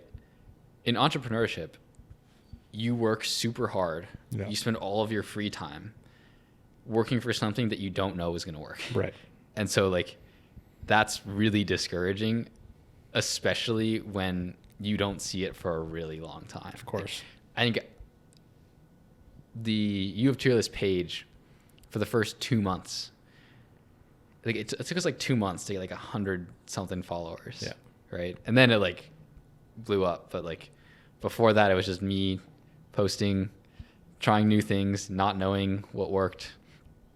And like, the learning curve was so steep. Like you think it's going to be easy, and you kind of just fall into this valley of despair when you realize it's not easy. Yeah. And then you fall even further when you realize that you don't even know what you don't know. Yeah. Yeah. And then you kind of like figure it out along the way. Or you just kind of like, I like to think of school as like success on a test is not, getting things right. It's just running out of ways to fail. And it's kind of the same, kind of the same with entrepreneurship. You just like, oh yeah, I just found like another way that doesn't work. Yeah. Let's try something else. The same with practice questions. It's like, oh yeah, let me see how many practice questions I can fail so that like on the test, they can't ask me anything I haven't seen. Yeah. Yeah. And so like, it kind of goes, there are definitely parallels between the two, but I don't know, like now university, the value you get out of it is definitely less than you used to. And especially with everything on the internet, I can usually teach myself a lot faster than I learn in class. Now, the benefit of going to class is that, well, you get the diploma too, but also they do all the research and compile it for you. Yeah. So it's like you're essentially buying a course, right? Like there are courses on the internet, but this one is recognized and like that it's reputable. Whereas on the internet, anyone can sell anything. Yeah. You really have no idea. So pick your poison. Yeah. They both have their ups and downs, but like doing both at the same time, that's also pretty difficult. 100%. Do you see the future getting better for universities or worse? Like when you eventually have kids of your own, do you think you'll be telling them about how they, should look forward to university and doing what you've done here in your time, or is it going to be a completely different world? I think it depends what universities do in the future. Yeah. Because right now they're pushing back against the internet. Mm-hmm. I personally would like to see them integrate themselves more. Of course. Because they're not just like, I mean, I get for the sake of like plagiarism and everything, but you're also holding back students' potential. Like we were talking about this off camera, but you can learn a lot faster than you think you can. Like long-term memory is unlimited, and short-term memory, you can cram a lot in there frequently. So like, even when I'm just resting, like I'm just, eating food. Oh, I have two things I do. One, I listen to ghost stories. 'Cause it's just like my thing. Nice. But another thing is I'll just listen to like knowledge stuff, like podcasts or, Notebook LM. And like, you'd be shocked at how many connections you make when you're just ruminating. Like when I'm just biking to and from campus, I'm like, oh wow, that thing he just said, that connects to my class. and now it makes sense, you know? Whereas like before it didn't make sense, like your brain's just constantly learning. And I think if you're not utilizing all of the tools at your disposal, you're kind of holding yourself back. And I think universities, when they push back against those tools, they're holding their students back. Yeah. But I don't discredit the value that people get out of university. I also think that you need the experience to develop as a person, like in terms, like socially, if that makes sense. Yeah. Of course. I hear you. Now, there's two things. I'm going to start with this one. You've built this brand page up to a number that a lot of students would love to have a brand with, 30,000 followers. Do you have any lessons, any advice on how someone who'd be interested in getting started into social media, doing the academics and the entrepreneurship at the same time, when it comes to building, a following as large as yours? Is there tips you learned? Like you said, the first 2 months was hell, or was tough at least. And is there far off? yeah. So is there anything that you learned that you think you could relay in terms of building social media? Because your brand's not about building a social media page, but some students might still be interested in that. Mm-hmm. I mean, there's definitely a lot of lessons that I could give. I think one of the most important things that I realized is that you can't fake knowing something, especially when you have to produce the amount of volume that it requires, because you have to do it a lot to suck less and less until eventually you're like, oh, I'm actually not awful, right? You're going to start and you're going to suck. And everybody says this. Yeah. But you don't really realize it until you look back from something that was good. Like, I had no reference point, so I just thought it was okay. And I was like, why isn't this hitting? Like, I thought it was like, oh, it should be good. And then it wasn't. Nothing, like I didn't get much back from it. Yeah. And then I realized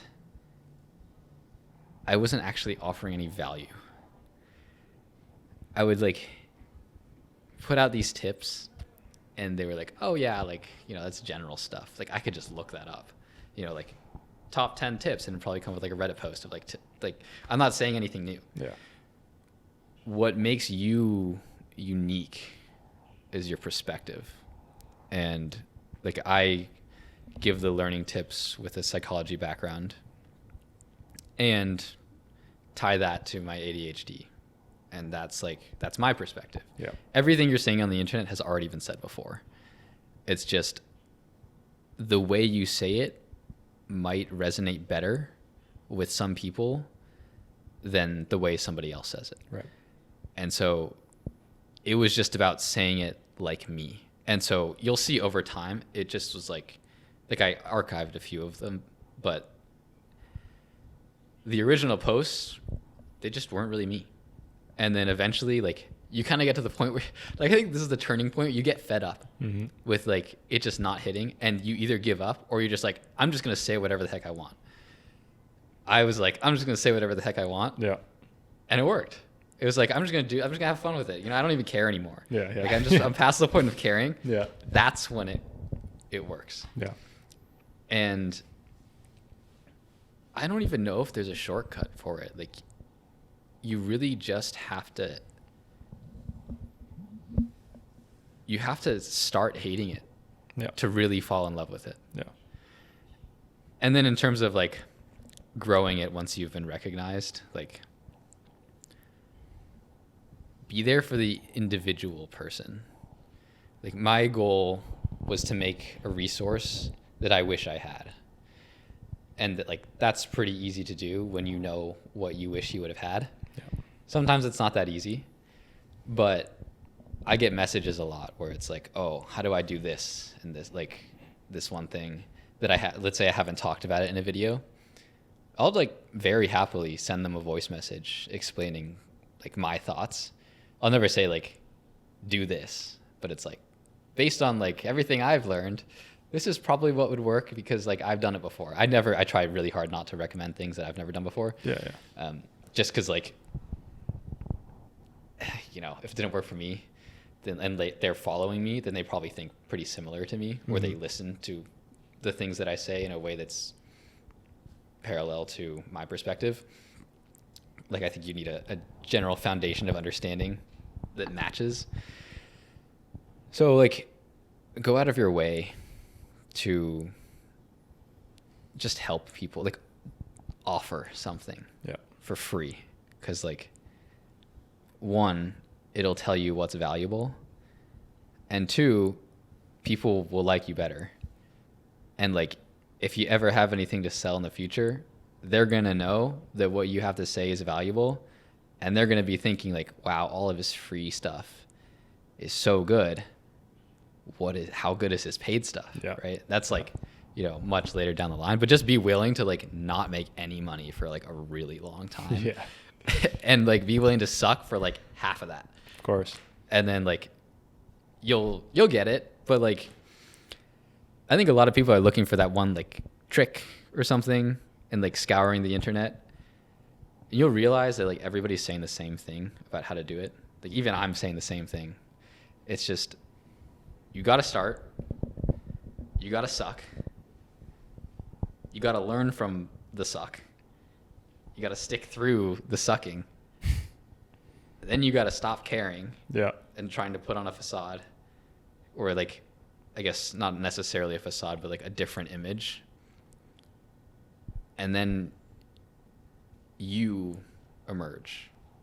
Once it's you, it's up to the internet of whether people like you or not. Yeah.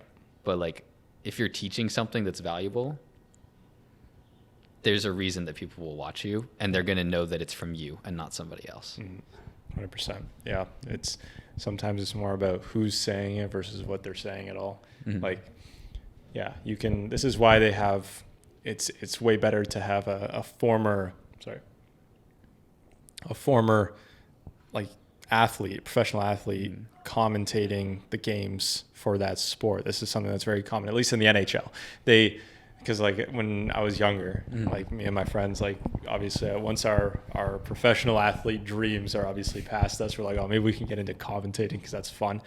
But then you look and it's like, all right, 90% of the people that they hire are former athletes. Why? Because people tuning in to watch the games are going to care more about someone who has been in the exact position of the people that they're talking about, right? It's not even about the talent. You might be equally as talented as this guy at announcing a hockey game, but unfortunately, people don't care as much about your words. They have less value, even if they're the exact same words, because they're coming from this unique perspective, someone who was on that same pad of ice 20 years ago. So I think that's huge. Something else that I wanted to ask you about, because we're getting tinges, at least for me, a lot of the messages I'm hearing, I've heard from specifically Alex Hormozi, like I mentioned at the start of this episode. Are there other figures that you look up to that you kind of take inspiration from? Is there anyone that you can give that credit to? Alex Hormozi, Dan Martell. He has a great book. It's called Buy Back Your Time. It's phenomenal. There's this other influencer that I actually reached out to when I was first starting to get traction. His name is Owen Garcia. He's, like, right around where I am now. He's a little bit ahead, like, in terms of following. But he gave me some pretty valuable tips in terms of, like, just accepting, it's just like, yeah, just do you and just have fun, stop, like, trying to be so structured. He's like, oh yeah, add, like, these things in, as everyone does. But, like, he was more of just like, oh yeah, just, like, kind of go with the flow and, like, see where it leads. Cause, like, I think you're too structured right now and you're too obsessed. And it's like, fair. Like, maybe I am. And, like, if somebody else said it to me, I probably would have just been like, oh yeah, like, you don't get the grind, bro. Like, what are you talking about? But he was, like, exactly where I wanted to be. And so going back to that other thing, like, identifying with the person is pretty valuable. Those were, like, the three main people that had a big influence. And then on your background on your phone, I have my own background. and it's a text from my cousin. Yeah. Funnily enough, he is the only one who has ever explicitly stated that he supports what I'm doing. Oh, wow. Yeah. Like, you're going to get a lot of hate. Or not necessarily hate, but like, people won't get out of your way. Break that down And, a like, bit. Break that okay, down. yeah. So there's a bunch of things that like stop you from growing. And a lot of it is just perhaps you're friends with the wrong people at the wrong time. And like even your family too. So it took a lot of convincing of my parents that like this was worthwhile. They're like, oh, make sure you're studying school. Yeah. And like this is part of like this helps me do better in school. And they're like, oh, okay, fine, yeah. But like only once they saw that it was actually working. And a lot of friends I just had to stop talking to because they didn't necessarily say like, oh, this is not the way to do something. Like you should just do something else. Why don't you take a break? Actually, I get why don't you take a break all the time, but like even from my friends now. Yeah. But it's like, oh, why don't you do something else? Why don't like this is better? Like I'm like, that's cool for you, but this makes me happy. Yeah. And like I don't think I could do anything else. And it's not that they're like stopping you. Yeah. Like they're not holding you back, like you're holding your thumbs back from typing, yeah. right? But like they're in your head. Yeah.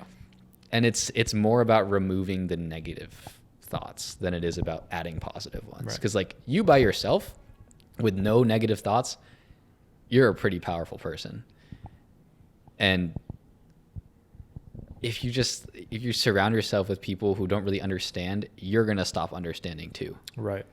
Yeah. And like, you're going to start thinking the way they do. It just kind of happens. Mm-hmm. Right. So like I try to, if I'm going through phases of like school, you know how I like transition between like school and work. It's like, oh, in school, okay, now I'll go and like watch videos of like people who like study really hard or like read books about how to learn faster during that chunk, like couple weeks. And then like when I'm back on the Instagram grind, it's like, oh, now I listen to like Harmozy and like Dan Martell and I go back and watch all of Owen's videos that I missed. And it's like, because I need to re-identify every single time. Yeah. Otherwise it's just so hard to get back into it. And like getting back into it, you really do have to re-identify. You can't just like there are different parts of your personality and it's still you. Mm-hmm. But like if I'm focused on rowing, it's really hard. Like if I'm like, oh, school and rowing right now, that's we go with that. That's run it. And then I need to make videos. It's like, oh yeah, I'll just like throw it together. Like I'm just too tired, you know. I'll make a shitty. My friend and I call them shittios. Shittios. Yeah, shittios. Yeah. Where we'll post something we know that it's bad. Yeah. And we just like don't care. Yeah. And like I've kind of just came to realize that like it's better just not to post than to post something bad. Right. But yeah, we're like, oh, it's either going to be a Gideo, which is like a God video, or it's going to be a Mideo, which is like aggressively mediocre. Yeah. And that's like, and now the metric I think is like 10K. It's like if it's 10K, it's a Mideo. And like, but before it was like 1K. If it's 1K, it's a Mideo. And then like a Gideo was anything, I think it was like 50K or above. Yeah. And a Gideo like back in the first couple months, a Gideo was like 1,000 views. There you go. And like one comment. Like if I got one comment, it was automatically a Gideo. Yeah. And then like shittios were just like, we were just pumping out shittios left and right, hoping that one would be a video. Yeah. And like you got to do it. 100%. Yeah. But like if you get too detached from the identity of being a content creator, I hate the word influencer, but like I guess. Yeah. It's like you start making more shittios and fewer Gideos. Yeah. I hear you. Something that I've noticed, or maybe not noticed, but I've identified recently. I've always talked against like overuse of social media and, you know, parasocial relationships, how people spend more time with their favorite YouTubers than they do with any of their real friends in, you know, real life. And obviously everyone understands how that can be a little bit bad, but I've also noticed how for me, because once again, I have like a short list of some guys that I watch on a repeated basis. Just be like, I like their content, I like their message, I like hearing what they have to say. And for me, as also someone who, I can kind of relate to what you're saying about how there just aren't that many people necessarily who are doing what you're doing, because it's not obvious, and it's not easy, and it's not guaranteed. So there's all these blocks for why a lot of people wouldn't be doing it. Of course, every entrepreneur is a little bit crazy. They're crazy. I think Mr. Beast said this. It's like, you're crazy until you're successful, and exactly. Then you're a genius. Yeah, exactly. Yeah. That's exactly what it is. So, and the worst part too, to add on also about your thing about, friends not necessarily saying anything bad, but just kind of being in your head, is that a lot of the things they say are technically right. Like a lot of things, like you don't have the proof of doing what you want to do. Yeah. Like you're like, this is my vision. And they ask like, why do you think you could possibly do that? And you're like, I don't know. I have no reason to believe that I could actually pull this off. There's no proof. I have no evidence to show you that I could build a page this big, but it just happens. If you push hard enough and you don't let these ideas get in your head, eventually you're going to be proven right. And I think for me, at least, the thing that's been helpful is just the track record of saying, you said that I wasn't able to do this 2 years ago, and now I have. So unfortunately, even though you're still saying I can't do things today, and I have no proof to say otherwise, my proof is that I have been right about things that I had no proof of in the past, right? So that's kind of been for me what's allowed me to push through. But anyway, sorry to get back on this, and I'll let you talk about there was a point there that you wanted to make. The reason that I think it's not actually all the worst thing, or at least I understand at least why people watch these creators, especially if they're trying to achieve certain things, that they don't have a circle that can, talk to them about it, is that you are the sum of the 5 people you spend the most time with. This quote, or at least you're the sum of the 5 people that you compare yourself to. And I think when people are watching these creators, it's because this is like a person that, if I can listen to this person more than this other guy who has nothing to do with what I want to achieve, it's at least getting me closer to my goal. At least I'm taking in their message that is in alignment with what I want to do, versus perhaps this person who, yes, they are my friend. It's real life. It's better for me, I'm sure, in a mental health sense, to connect with real humans. But at least they don't, at least the people in the computer don't make me feel crazy. They don't make me feel insane for wanting to do something that is a little bit insane. So anyways, there was something that I said that you wanted to jump off. 3 points now, actually. Okay. First, I'll just speak to the thing you just talked about. Watching somebody online, like, I have very few friends. I have many acquaintances, but I have very few people that I would call a friend. And I don't think there's anything wrong with that. Like, if those are the people that support you, and like I have this analogy that I gave to my friend. I was like sitting in the bathtub one day. We just had like a late night conversation. He's one of my friends.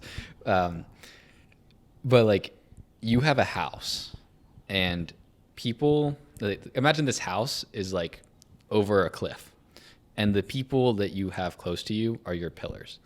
They're holding up your house. And every night you have a party where all of your acquaintances come and dance around on the house. If your pillars aren't there, that house from all the acquaintances is just falling into the ocean. And the fewer you have, the stronger they need to be. And so if you have a lot of friends, you don't need them to be as supportive. But when you're doing something that everybody thinks is insane, it's like there aren't many people that are willing to support you in that. And so the weight of those pillars becomes much greater. Yeah. Right? They become way more important. And the people that were the pillars are now dancing around in your house while your friends hold you up and all those now acquaintances. And it's just like a cycle where you keep adding pillars, removing others, but like you do need something, otherwise you know, you can only hold your own house up for so long. Of course. And it's just like, if you really respect someone on the internet, like, yeah, they're all good. Shout out Shavrika. Oh yeah, Put in the wrong room on her. Shavrika's a girl, I'm assuming. I don't know. Anyways, let's get back into it. Yeah, this Simon's party house paradigm. Yeah. Yeah, I mean, like, I think that's most of what I wanted to say. But like, on that point, if you really respect someone on the internet, I mean, they can't say anything back that's negative. So like, you can only take the good parts. And if you're comparing yourself to them because there's nobody else here around you to compare yourself to, and that helps you go forward faster, go for it. Like, why not? I forgot the other 2 points I was supposed to make. There was, what did I go off on? I think, because there was something important there. About listening to... about them being right? Yeah, about you having no proof of doing the things you want to do. And so another point on, you know, having no proof, right, is like, I like to take each endeavor individually first. So it's like, okay, yes, there's a 50% chance that I could fail. But like, that chance is equally weighted to success. Yeah. All you have to do is just get 51%, right? It's like, okay, I mean, like, yeah, you can like change the odds, I guess, by like doing more. But also, if you have no proof of doing anything right, you have no proof of failing. Right. Like, you have no proof that I'll fail on this thing. Like, just because I failed everything else doesn't mean I'll fail on this. Like, maybe it's like the one, you know, like one true love. It's like, oh, everybody says that she's not the one until she is the one. Yeah. And then like, you're wrong. Like, you only need to be right once. Exactly. And I like Alex Hormozy's, no, it wasn't his, but like, he said it basing off somebody else who I forget. It was like, in entrepreneurship, you can step up to bat and hit the ball out so far that you never need to step up again. Yeah. It's like, you only need to be right once. That's right. And so why not, you know, get the failures out of the way? Another thing about the identifying with people on the internet too is like, I remember my mom told me about a coworker, and she was like complaining that, like in a joking way, that her son listens to me when I say the exact same thing as her. Yeah. But it's just like, he identifies with me because I'm, you know, a student going through it. And like, I mean, like, listen to your mom, but like, also, like, I get it. Like, if somebody were to tell me, like, if my parents were to tell me something, like, oh, yeah, like, they don't understand. It was like too long ago for them. Maybe they just like, they're not with the times. Yeah. And like, this guy on the internet said it, so like, it must be right. Right. You know, because the internet doesn't lie. Everybody knows that. Yeah. So like, yeah, I can get it sometimes. I think listening to people on the internet is pretty important, especially because now we have access to so many niche things that like, you might not get access to that. For sure. Like, a lot of what I want to learn in university is just like learning how to learn faster, so you can learn how to learn faster. And like, it gives me no excuse to, you know, do badly in school because I can just look at my notes. Yeah. But like, it's harder to find classes that are very specific to that, because a lot of people, they're just like, oh, psychology. Yeah. Like, how does the brain work? How does learning work? My thing is like, how do I take this, how does the brain and learning work, and apply it to university to do it faster? And so it's like, I'm adding that extra step. Like, maybe that's like an extra course. You know? Yeah. But like, I'd love it if they did something like that. But I have to go on the internet. I have to listen to people that like other people think are crazy. Yeah. And like, you know, they're never going to judge me. So like, why would I care? Like, I'll just listen to them and just maybe not tell anybody about it. Yeah. But then like, if you have strong pillars, you can pretty much tell them anything and they'll be accepting. Mm-hmm. Yeah. That's huge. That's awesome. Now I'm going to ask maybe one or two more things that we can wrap up here. The future of the U of Tier List page. I want to know about that. I also want to know about how it's perhaps helped you personally, or how it's affected you personally, the obviously working on it, but also the results from it. So for me, I guess I always go back to the gym. For me, I was a different person before I started going to the gym. Once I started going to the gym, a lot more confident. Is this something that you feel like you've had success in an entrepreneurial thing? Like, once again, there's no guarantee for it. You kind of have to prove it yourself. You have to show people that you can create something out of nothing. Has that given you any shift in character, any development, any more confidence, or were you the same person before the page? You're just like, now I have something that's kind of cool, it's successful, and I can show people like I know what I'm doing. Someone asked me yesterday, what's the most interesting thing about you? And I really didn't know how to answer the question. Like, how do you answer that? But I did know that one thing I could say was interesting was something that I created. Yeah. And it changes you. Like, I think I'm just a lot more logical and brutal with my time. Mm-hmm. I surround myself with different people, which also changes me. And yeah, you get a lot of confidence from it. Like, when you're starting something and you realize that it actually works, you're like, wow, like, maybe I can do other, like, what else can I do? Yeah. You know? Whereas before, if it failed, you'd probably be like, oh, do I really want to try again? Yeah.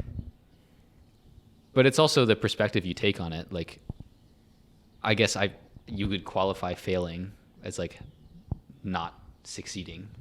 Right? Because like the only way you fail is if you stop. Yeah. So if I had stopped when I had no success, I would have failed. But you're failing until you fail. Yeah. Right? Yeah. So like, so it's a lot of failing until success. But even in the failing part, it's the way you interpret it. It's like, oh, is this gonna suck? Like, does this suck? Or is it just like, do I suck? And the thing is okay, you know, and I just need to get better. Yeah. It's more like the growth versus fixed mindset kind of thing. I mean, I always think you can become anything, but also like, I remember one time I was at, I'm not going to give the specifics because you might be able to figure out who it was, but like, I was at this function and one of my friends said to me like, oh, like, I know you're doing this, but like, you only have these people following you. And it was like all my friends basically. I had like 30 followers, and they were like, oh, it's never going to work. Cause like, you only have these people following. I'm like, yeah, like obviously it's not working right now. Like, it doesn't mean it's never going to work though. And as long I said explicitly, as long as I don't stop, I can't fail. And just like I was like, I could tell that they disagreed with me. And I was like, okay, that's fine. Like, you can disagree and like, that's okay. But I probably won't talk to you about this again. Yeah. Right. And so you kind of just like leave that behind until one day you return and you're like, oh, look at what I've done. It's not really like, once you've done it, you don't really care. Yeah. But like, on the up and coming, you have that like, oh, I'll show them. Yeah. And then like, once you do it, it's like, oh, I just proved myself right. Yeah. Like, I don't really care about anyone else. Yeah. But like, reach is one thing that really is impactful. Like, I wanted to lead a student-led like group for courses. And then I realized that like, I can make one post and hit 30,000 people. Yeah. Instead of like, show up and spend an hour talking to like 5. Yeah. And so like, well, hour per hour, that's way more impactful. And I'd rather make a change in 30,000 people's lives than 5 people. Mm-hmm. And like, maybe it'll be different people, and maybe those people were worth talking to, but like I'll never know because I only picked one direction and can't go back. Right. So like I also do get people coming up to me in the library. They're like, oh, like I love your content. Like it's so great. Like it helped me. I'm like, that's like, it makes my day. If you ever see me, come up to me and say hi. Cause like I'm a friendly guy. I don't bite. Like knowing that it's making an impact makes me want to do it more. That's awesome. It's like a positive feedback loop. Yeah, that's huge. I can attest to that because, funnily enough, it's completely random. Ran into him before, so I messaged you about the podcast, and then ran into you at the gym, just days before setting this up, which is pretty funny. But yeah, absolutely, he's a great guy. Go say hi to him. How often does that happen for you? You get like this U of T celebrity feel. It mainly happens when I'm like in Robarts Commons. Like sometimes if I really need to lock in, I just won't study there. Yeah. But like, you know, every now and then, maybe like once, twice a week. Nice. Like more often than you'd think. For sure. But like, I can still walk down the street. People don't know who I am, which is kind of nice. Like, I've kind of been going back and forth in my head about whether I like to have such an impact, or like whether my face has an impact more so, because like I really want to teach and I really want to impact people, but sometimes I'm like, I also just kind of want to be anonymous and like, you know, see it from afar. And it's kind of hard to do when you're the one explaining everything in the videos. For sure. Yeah. So like, it's a give pros and take. Pros and cons. Like I want to be able to like walk to the grocery store. I'm way super far from like being recognized at the grocery store. But like, you know, it's already happening in Robarts. Maybe in a year. You never know. Absolutely. You never know. But like, it's nice to know that I can get on there and change a lot of people's lives. That's awesome. It's been a fantastic conversation. Do you have any final thoughts, any last words to leave with the audience before we sign out here? Just do the work. Just start and figure it out afterwards. There you go. Ladies and gentlemen, Simon Katkov. Thanks for doing this. I appreciate you. That is episode 102 of the VoV podcast. You can follow us on Instagram at Voices of Vic, and you could follow at him U of Tearless. At U of Tearless. Subscribe to his channel as well, Simon Katkov. All the links will be in the description of the video. We will see you next Sunday. Peace out.